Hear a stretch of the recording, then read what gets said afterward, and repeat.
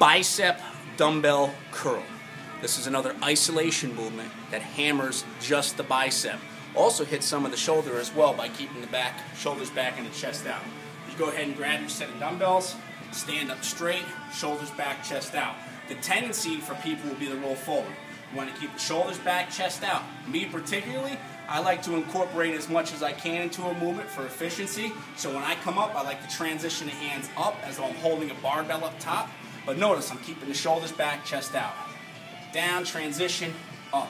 What that transition of the hands also does is allows me to get full range of motion, so I'm not doing these little half reps here.